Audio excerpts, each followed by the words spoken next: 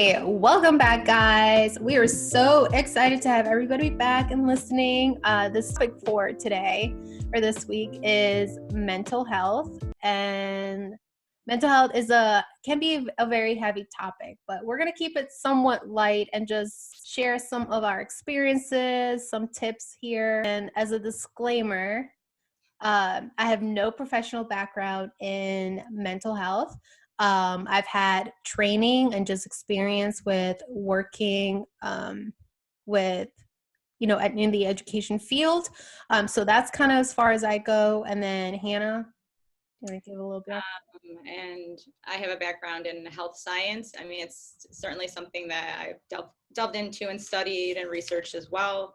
But I would not consider myself an expert or a professional in regards to mental health, but just something that we experience and something that we, I think, in our own way have looked into in some ways. Yes, we're both very passionate about mental health and advocating, and then just really the importance of it. So right off the back, I mean, we want to go ahead and just kind of kill the stigma of what really mental health and what we're going to be talking about, because that's just really important. For me, mental health is important. It is a priority in my life. It hasn't always been a priority in my life, but I've recently made it very much number one. Everybody has, mental health, like things that come up on their daily life. And one of the things that we want to make sure that very clear is that there is a difference between talking about mental health, and then there is a difference between mental illness, right? Because it's not something that is interchangeable. Of course, it can go for mental health, mental illness, but mental health is something more that is just within ourselves. It's it's a lifestyle, right? And we kind of talk about that. And then, it is not a sign of weakness. Whenever you talk about mental health or you bring it up, it is not a sign of weakness. And I feel like that's a huge stigma that a lot of people kind of put hand in hand, and it's not.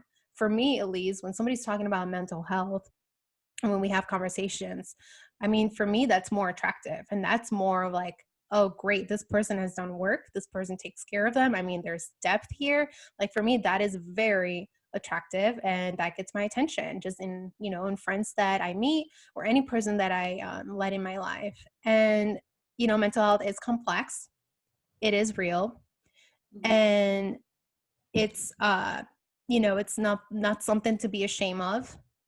It's something that everybody goes through. It's something that everybody works through, actually, from day to day. Some days may be a little bit more heavy than others, but yeah, we wanted to just kind of go ahead and just say that, rip off that Band-Aid and just straight off the back that we don't go, mental health as something that is to be made fun of or joke around. I mean, it's a serious thing. It is health. Okay. So yeah, that's kind of starting off.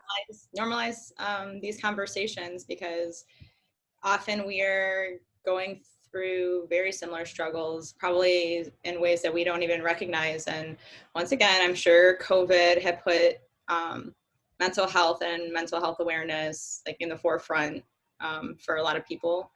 And so, yeah, I definitely agree with Connie. I think that recognizing that it is just completely integrated into our everyday lifestyles, and so we have to recognize those triggers and things that don't contribute to our wellness and really take those head on. It really is a very important part about living a fulfilled and quality life. I mean, to be stuck in your head that's, you're imprisoned. And Exactly. so trying to break free of that and trying to let our souls express themselves the way that they want and not be stuck in this structure that we have. And also recognizing that there is a difference between depression and anxiety. And depression often is related to events that happened to us in the past and things we're fearful of in the past, while anxiety is something that we are fearful of in the future. And so, but past, future, and all we can do is recognize that that's not present.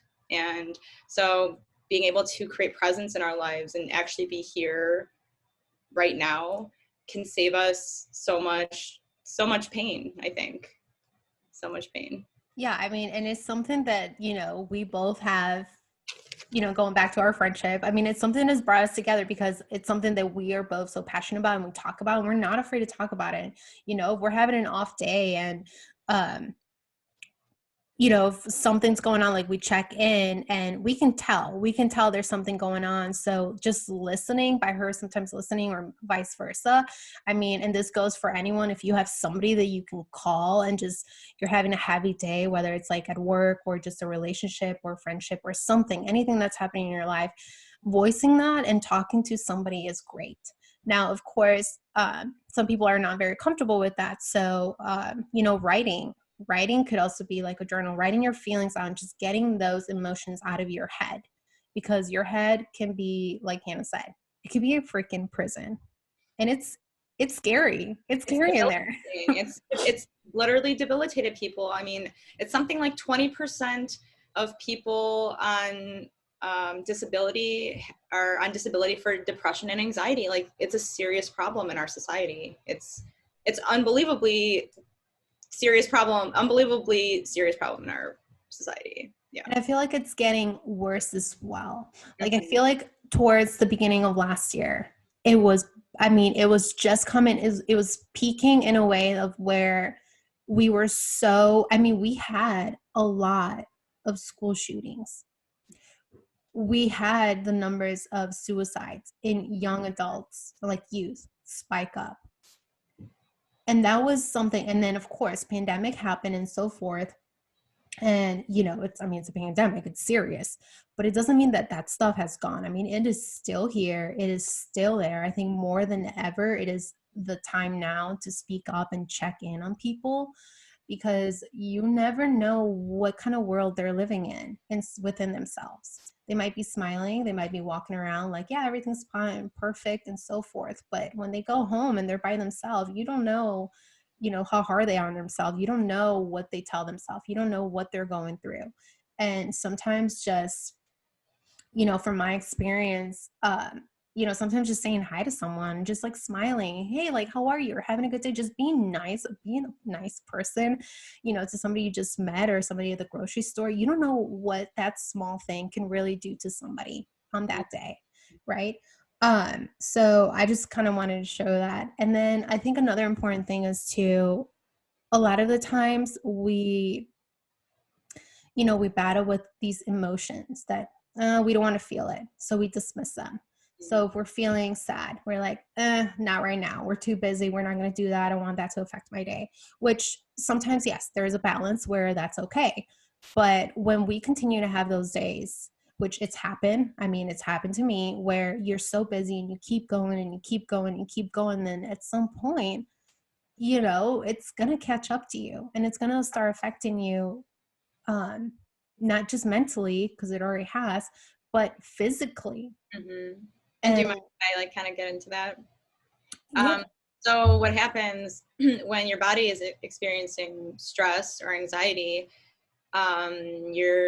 everything within you starts going out of whack. So it's been a popular topic, but the fight versus flight, where when you're having anxiety, all of your cells and everything go to like your heart and your brain, and it tries to keep those most optimally working, because you've tricked your body into thinking that it's under attack.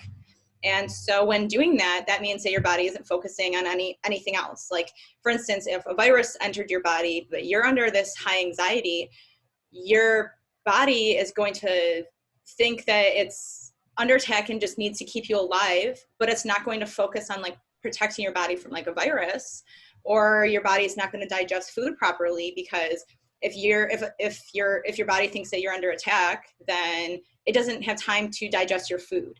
So when you're experiencing anxiety, you're just causing all these malfunctions in your body. Like, you can eat, but your body isn't going to absorb the nutrients that you're eating.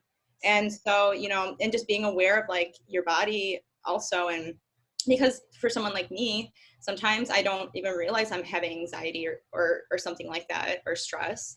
And it's the worst. Yeah, but then you notice that your body's malfunctioning, Mhm. and you start realizing, oh, like maybe I'm actually undergoing stress that I'm suppressing and I'm not paying attention to. So it's very important to, like, one, be patient with yourself, but also be like reflective and like just very in tune with your body, because it will tell you what you're going through. It's going to get, it's the adverse effect of stress and anxiety is your body not functioning properly. And so it's very, yeah, it's certainly something to keep in mind when you're going through it.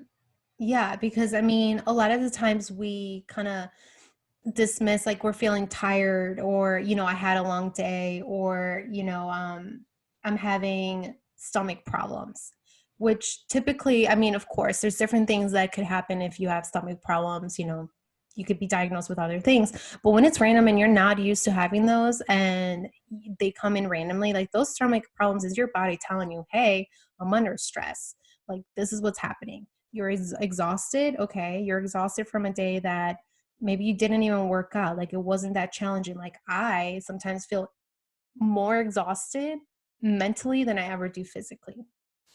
When I'm tired and I work out and we're outside in nature and so forth, I can feel that. But when it just feels like it's like heavy on you and you just feel like you had a long day, and I look back, I'm like, what did I do today? I'm like, okay, yes, it was a stressful day. But listening to those emotions and feeling those emotions, but also there's a balance, because you don't want to feel those emotions, you don't want to sit in those emotions, right? Which is like another topic. You want to feel them, you want to, because they're important, you want to listen to yourself, but you also don't want to sit and dwell on them, because that's where negative thoughts come in. That's where anxiety starts creeping in. That's where, you could get into that depressive mode and of negative thoughts. And then, of course, we want to do everything that we can to kind of get out of that stuff. So there's so much. I mean, there's so much that we have to unravel in this. um, And I think, it's hard for us to allow our feelings like that and to express our emotions and just feel the emotions, because it's often a dark place we have to visit. It's uncomfortable. And then, okay, we'll go on social media or something, we'll post a picture, and then we'll get our quick highs, from just someone liking our picture, but that's not going to fix the problem here. Like, that is a very superficial fix. It's the band-aid. And really, we have to allow ourselves to approach those uncomfortable feelings, and that's where the growth happens. That's where the change happens. That's when your cells literally like become something new. I mean, we have the ability to change our DNA, but it takes work. You have to allow yourself to reach these uncomfortable moments so that you can overcome. You can overcome. exactly. You have to be comfortable with feeling uncomfortable. And that is so scary. And you're listening right now, you're probably like, yeah, psh, whatever, like, that's not. But really, like, that's where growth has happened so much to so many of us. And for me, for sure, like, when I'm uncomfortable, and like sharing my emotions with people that I care about in my life, to explain to them, hey, like, this is what's going on right now. Like, that's where the growth has happened. And honestly, that's where I've learned the most of who to turn to, who is really there, that's listening and really just wants to listen to me and cares and make sure that I'm doing okay. Um, and it goes into, just having those healthy relationships, which you have to have a relationship within yourself first. Like, that is number one, right? It always comes down to you, which is like what I always go to. And then just being open with and having those people that you can talk to. And, if you don't have somebody that you can talk to, write them down. If you don't feel comfortable with that, sometimes it's okay. I mean, actually, it's always okay. I have friends who go and have, and talk to therapists on a regular basis, even when there's like nothing happening and, like nothing like that extreme in their life, but it helps. And they tell me it helps, it helps, it helps. Um, there was a point in my life where I thought, I was like, okay, like, I mean, there's like really nothing serious. Like, I'm blessed and I feel blessed and happy that I'm like that, but there's nothing serious that I feel like I need to go to a therapist. And then things happened, and, that mindset for me changed, and I once saw a therapist and I was like, okay, like, this is different.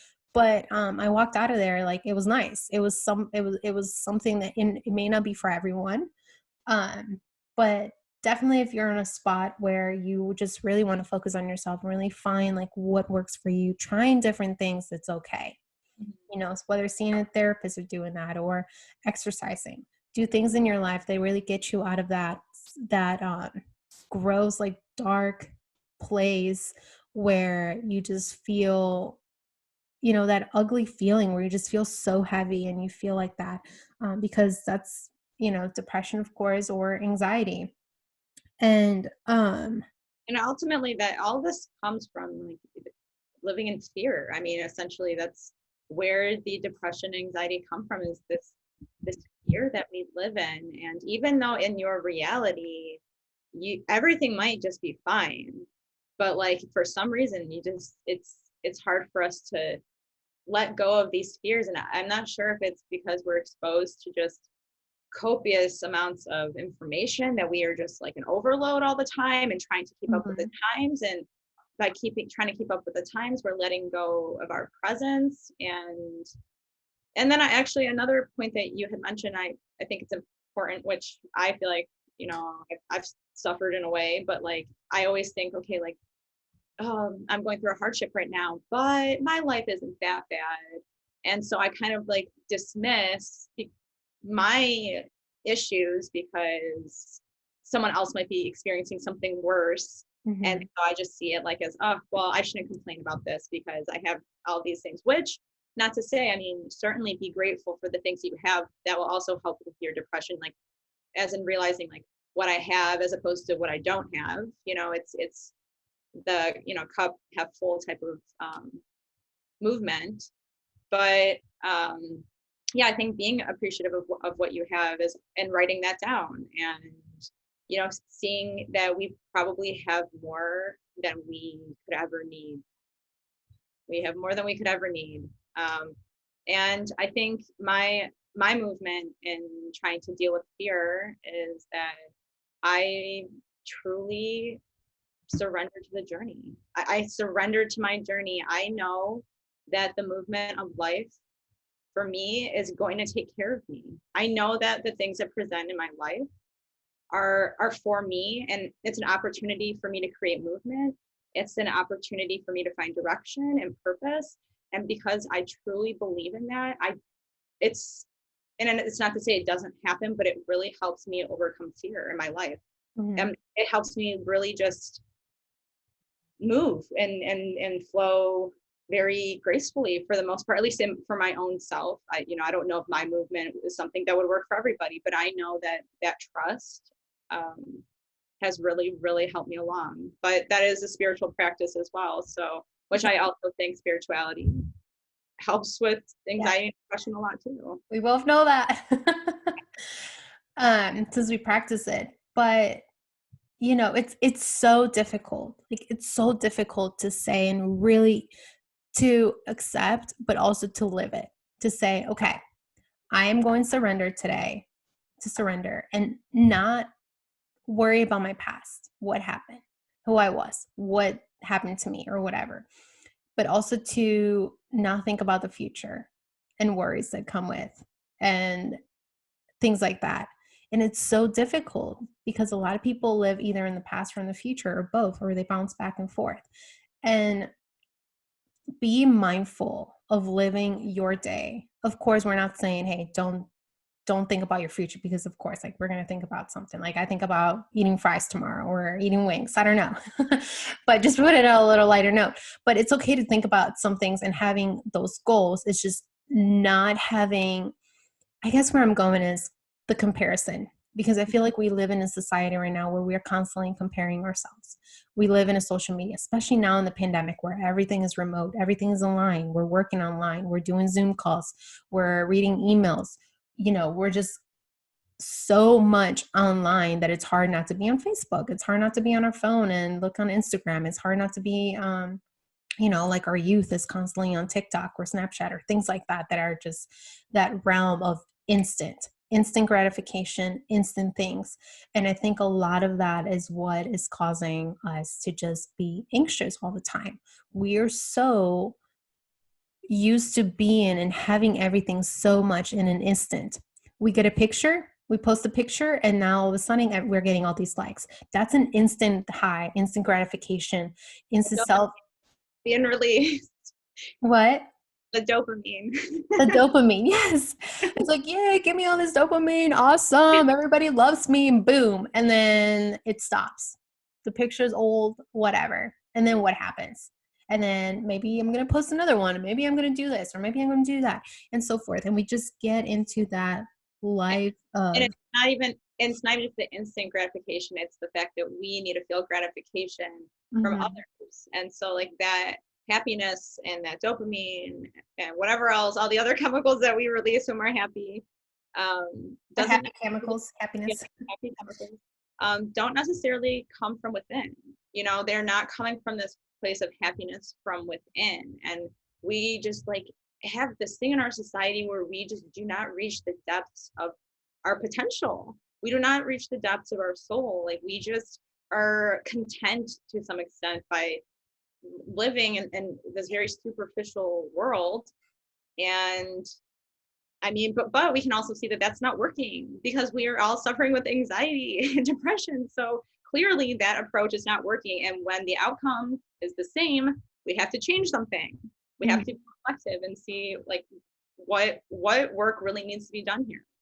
And that's a responsibility that we all need to take on at some point. It's like we talk about it, but really doing it is a whole other thing. Like Connie was saying, it's a whole other thing. Yeah. It starts within ourselves, and it's not an easy battle. It's not. It's a daily practice that becomes a lifestyle. Potentially, honestly.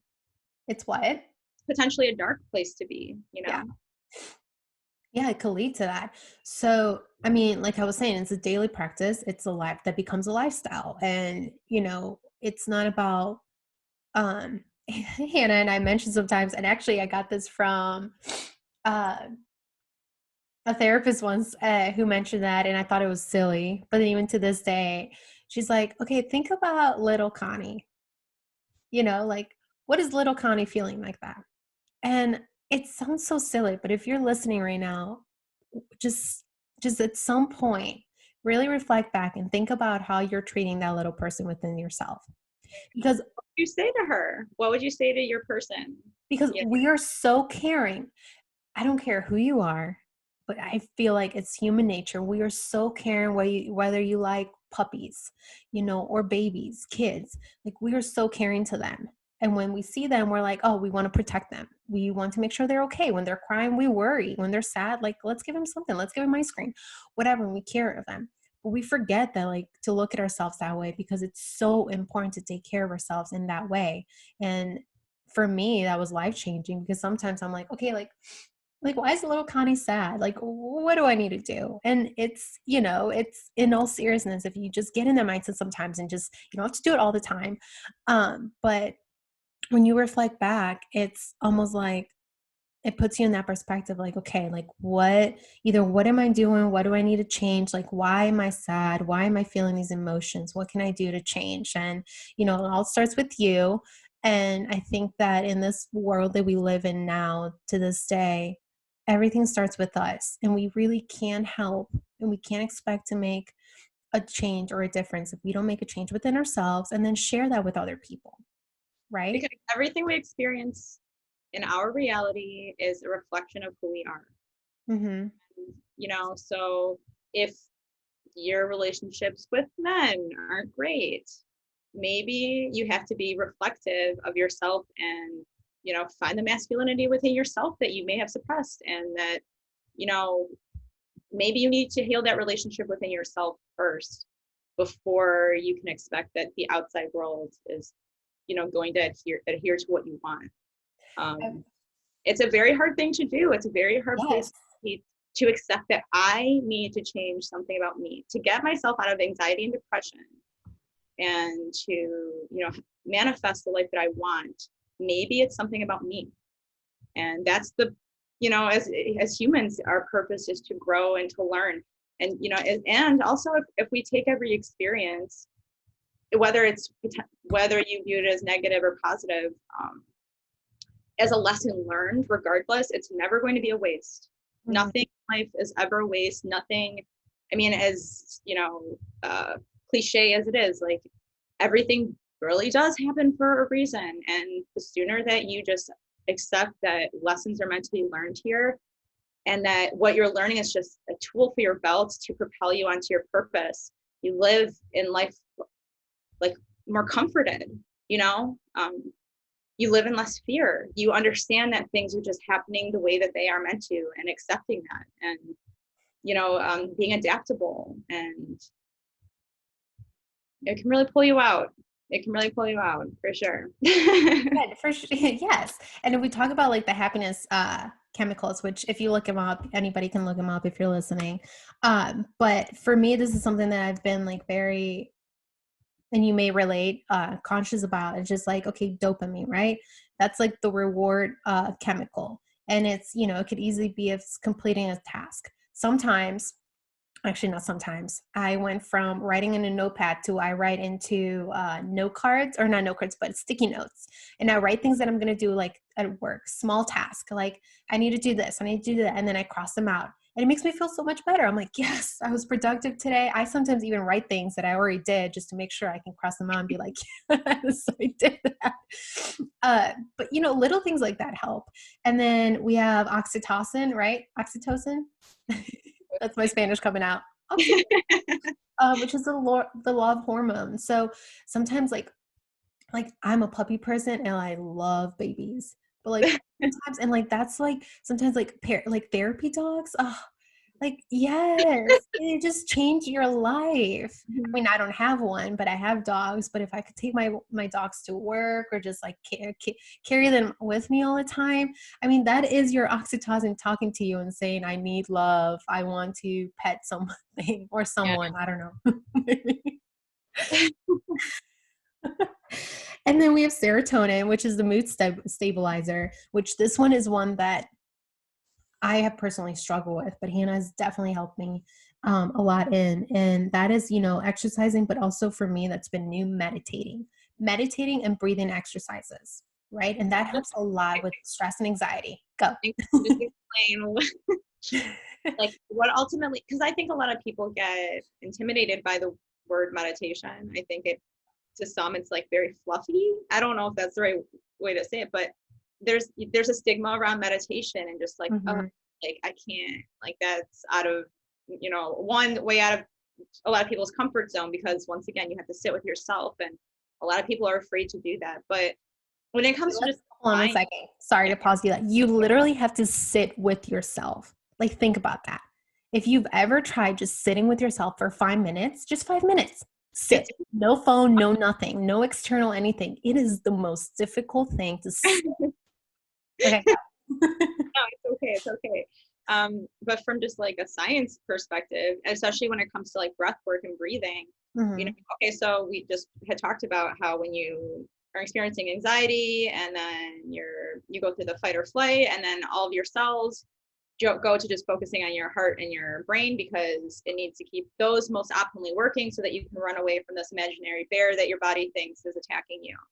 And so, but when you're doing breath work, and you're being present with your body and meditating, when you're breathing is you are evenly dispersing the cells throughout your body. So if you're experiencing anxiety and all of your cells went to only your heart and your brain, and it's not digesting food anymore, if you start doing intentional breath work and dispersing your cells throughout your body through breathing and focused breathing, everything is flowing through your body more evenly, which means that your body's going to function properly again. Like, it's not even just this fluffy words of meditation. It's like, no, there's science behind it. There's reason why breathing is an important thing. And the fact that you can breathe automatically, but then you can also chime in, and you can have access to your breath, means it's a tool. And it's literally our greatest tool. It's the greatest tool that we have, is our breath. It can reset our body. That's the idea, is to redisperse your cells so everything can flow properly. And then ultimately, when things are flowing evenly in your body, the energy from the outside world reaches you easier. If your cells are all mumble jumbled inside of you, which is energy, the outside energy doesn't reach you. So it's honestly one of the first steps to manifestation, but what do I know? We could talk about energy here the whole time, and I mean, people are like, really, energy? I was like, yes, it is a thing and it's serious. That would be a whole different freaking episode yeah, because the that thing. will come eventually, but it is an important factor in reach. And it, breath, air is from the outside world, and it comes inside of you. It's something that is now a part of you. You're allowed with your intentional breath. You're allowing the environment of the outside world to become a part of you and Yeah. make you a part of your environment. And we That's your environment. we're like, this is and like we could think about it like when you're talking about this, like I'm thinking, okay, like people, like you don't have to, there's people who walk around who've never had a panic attack, Mm-hmm. or maybe they've experienced in their own way or an anxiety attack. But when you have a panic attack, what's the first thing that people that like you're supposed to do? Breathe.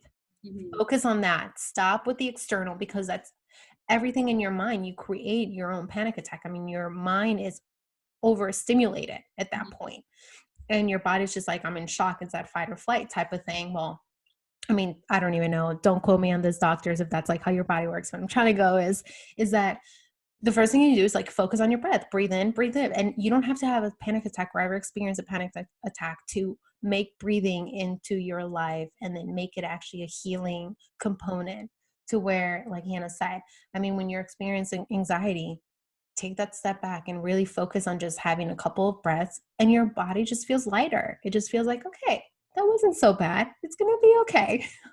It's just how it feels. I mean, I could even get into it even more about carbon dioxide and hydrogen, acidity. I'm not going to do that. But there is a lot of science to just giving yourself a few breaths and resetting yourself.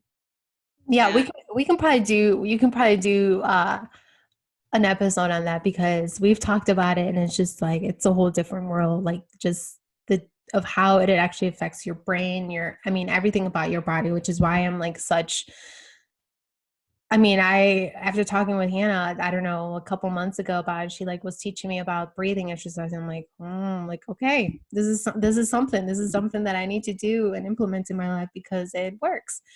Um, and then I guess the last happy chemical that I'm over here like geeking out over, like talking about, is our endorphin, which is like the painkiller.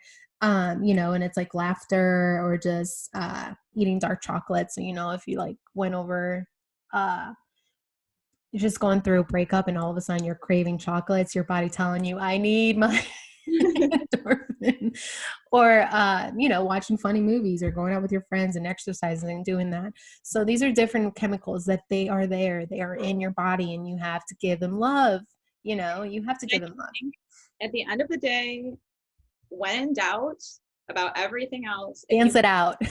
dance it out. And I think it's actually a great way, but just being good to your physical health, like even if you're having a hard time wrapping your mind around your mental health at this moment, I think when in doubt, when you are able to focus on your physical health, whether that is eating healthy or going for a run or dancing, it's the outcome is always going to benefit you.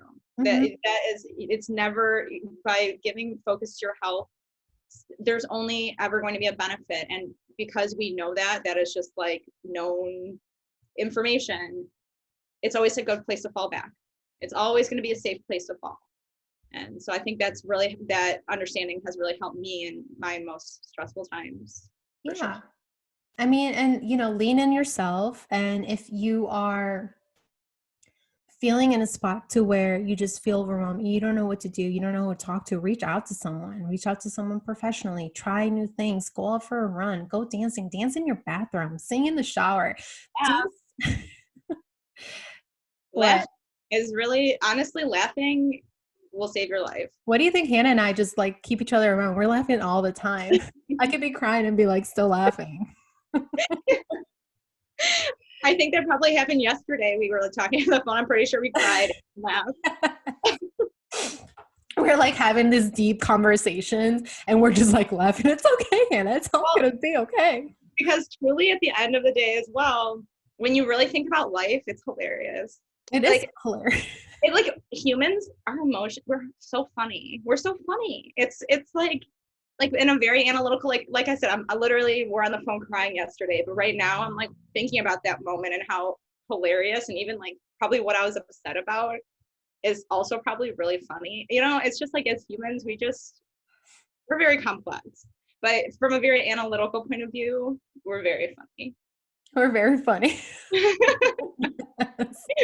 We're just laughing for it at each other right now. We don't even know why. We're just it's just our oh my goodness. Okay. So, I mean, out of all of this, I hope that somewhat with what we said and what we've shared, you've resonated in some way and has really made you just reflect. This is what we're here for, sharing our experiences. And this is like a topic that we're so passionate about. And we will continue to share our experiences and what we learn and share that with each other. You know, Hannah shares her breathing exercises with me and like meditation.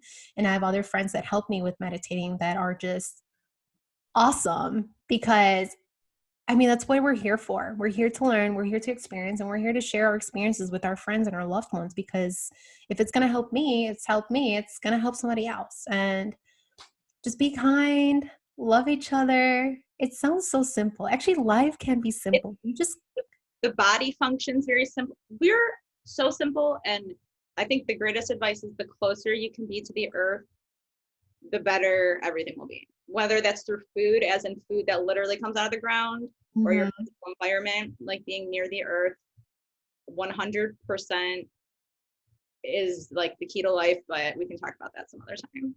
Yeah. No, I watched this one Netflix show. I can't remember oh my gosh, what it's called. But this guy who like actually, this is so bad. I don't remember what the show is called, but he goes with to different places and different countries and he just tries the different foods and just like learns how they grow like the organic way. But one thing that he said was that everywhere I go, I take my shoes off after I land, my plane lands and I get the chance. I take my shoes off, socks off, and I go and wherever I'm at, I put my feet in the dirt and that grounds me. He's like, and it literally does though, because your feet have the largest pores in your body, which means that it's meant to allow like the electric charges of the earth to enter your body. I mean, that's where your body has a connection with the earth. It's like your body is not just one huge functioning system. It's actually like trillions of microorganisms working together with your cells that make this unified looking structure. But really your feet have openings in it because you're literally meant to connect with the earth through your feet. And so there's also science behind it. As yes, it sounds, there's still science behind a lot of these things. And I don't remember what the show is called, but I'm going to put it below. And also, what? Wasn't that in that Zac Efron show? Yeah, Zac Efron, which I mean, it was High School Musical type of thing, but I really became a fan of Zac Efron after watching this. It's a documentary and it's so good. It's on Netflix. I'll put it down below. Yeah, it's a tiring show. And I mean, there's so many documentaries, cool ones. That one's just like a really dope one because you just went different ways and it was food. I mean, who doesn't love food? Anyways, and then another thing also that I'll put down, if you've never heard of Brene Brown, you need to look her up. She has different TED Talks. She has a couple of books, but Brene Brown is just a badass woman and everybody, men and women, should listen to her because she's awesome and she talks about being vulnerable.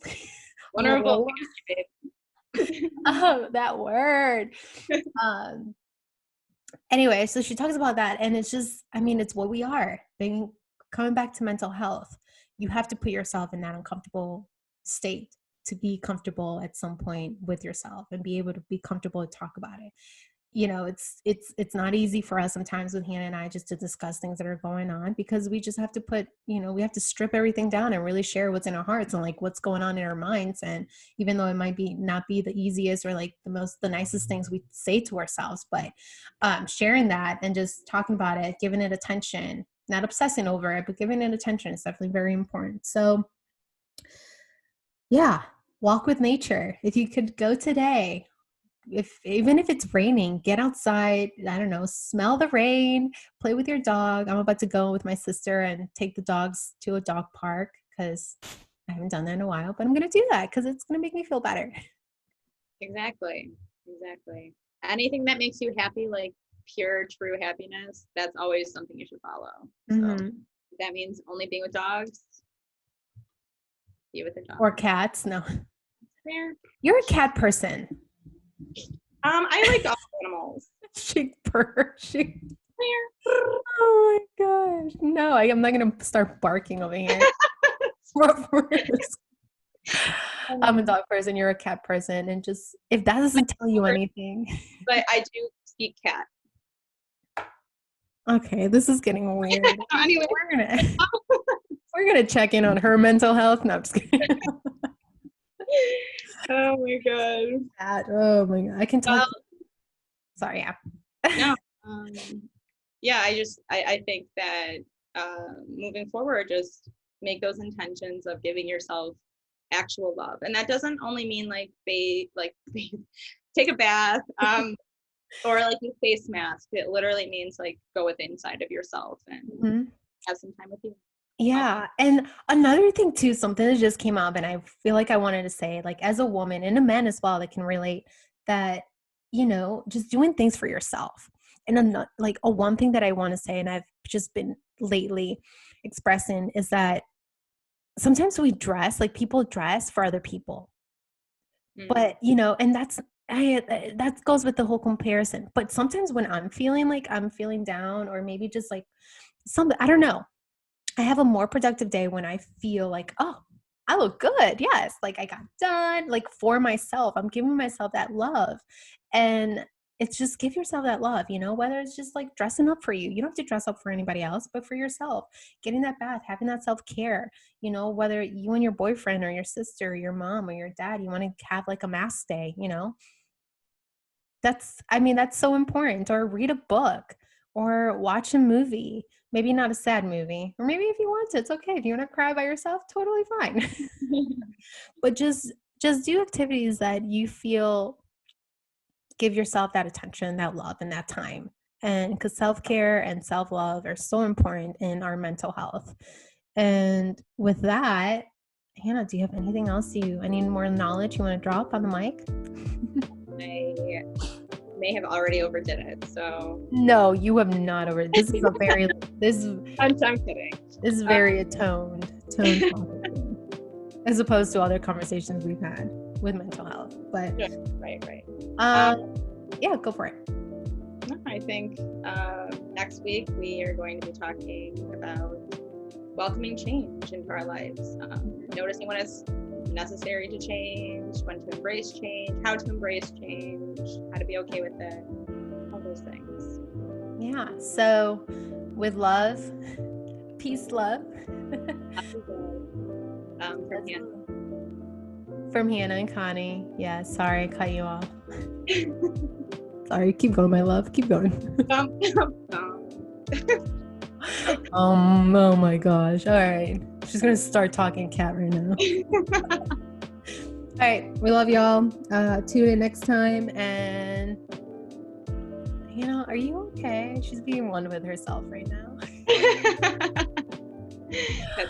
That's right, guys. That's the preach of this talk. Okay, anyway.